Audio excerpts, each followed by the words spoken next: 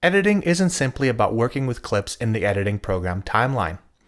Editing encompasses a series of steps which must be performed in order to bring the project towards completion. The steps are: acquire footage. Get the audio and video clips and import them into the editing program.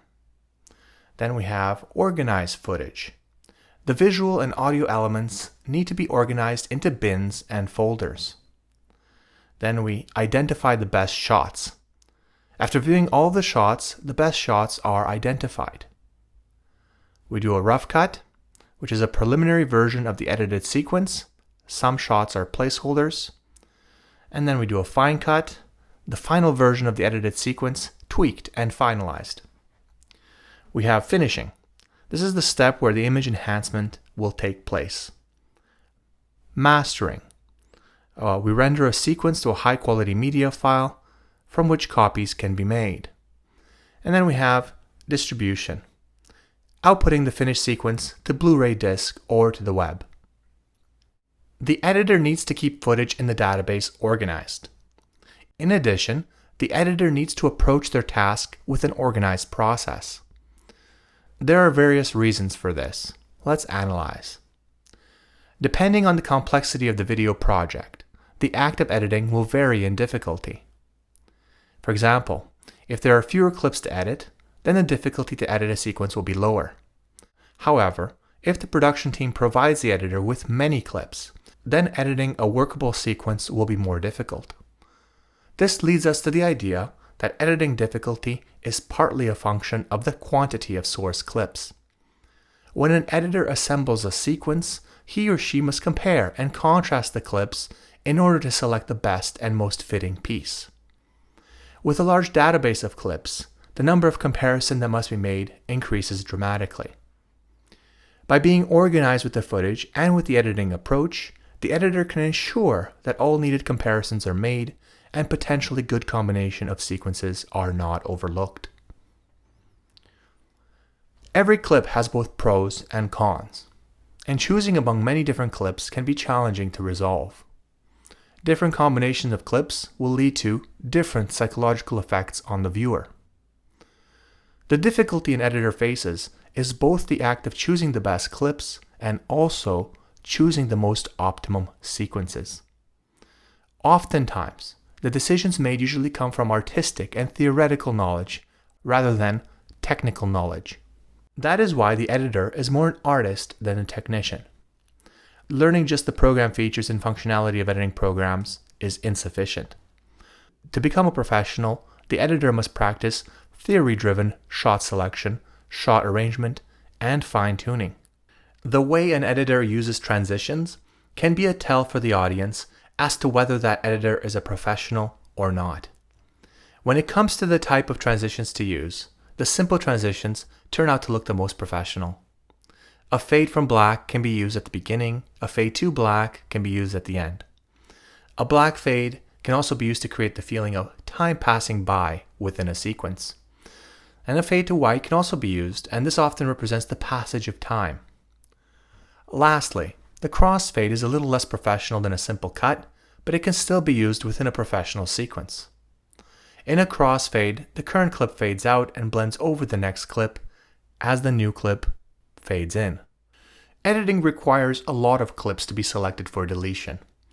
It also requires adjustments to the beginning and end points of the video clips that are accepted. Editing involves knowing when to make the cuts, when to move the cuts, or when to shorten or lengthen clips that have been cut. Editing is about fine-tuning the sequence through subtle cut modifications. The cuts must be frame-specific and done with precision. Many new editors edit video sequences with a slow pacing. If the editor loves the scenery which they are filming too much, they may decide not to delete any transitional footage and instead incorporate too much transitional footage into the final take. In addition, the production team may also like to film characters walk into and out of different sets, as it often looks very cinematic. There are often many takes and many angles filmed of the critical transitional movements between scenes. Just because the shots are available, it doesn't mean that they all need to be used to make a sequence. Showing too much sitting, standing, walking, or driving is likely to result in slowing down the pacing of the sequence enough to turn the presentation into a boring piece of media. In order to show change in location from one place to another, the editor needs to pick the best shot of the character leaving the scene, then a shot or two of the new geographical location, and then a shot of the new character entering the new location. The audience will assume that the character has changed locations without actually being shown the travels.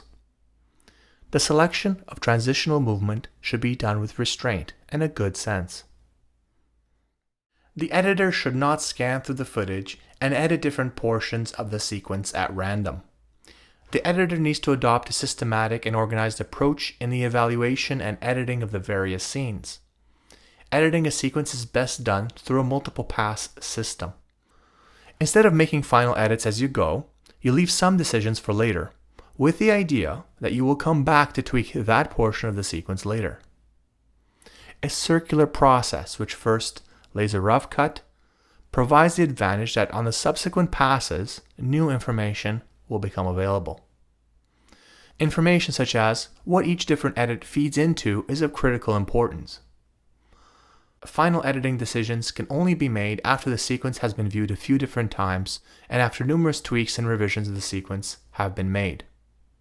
The world that's established on camera, the physical space represented, must be done in a logical way so as to conform to real-world directions: up, down, left, right, forward, back. If there is a clip that shows a character traveling left and out of frame, the next clip must show a character enter from frame right. There must be a consistent and continuous space representation as the sequence progresses. When shooting a scene, the film crew usually starts off with a wide shot of the talent, so as to have a baseline to which to cut to in the event that there are no other shots taken for a particular section. The talent faces each other, and they are filmed from the side. Their eye lines align along an imaginary axis or an imaginary line, which needs to be acknowledged and visualized by the crew. The crew can and should film from only one side of this axis, the side from which they had set up their wide shot. This idea of filming from only one side of the axis is referred to as the 180-degree rule. If the crew were to film from the other side of the axis, and some crews do take shots from the other side, the footage could potentially be edited in a way so as to not maintain screen direction. The footage would not cut together well. What is screen left or what is screen right would flip directions and confuse the audience. If the editor receives footage that crosses the 180-degree axis, then he or she must be careful to edit a sequence from shots from only one side of the axis. Besides the 180-degree rule, there is also the 30-degree rule.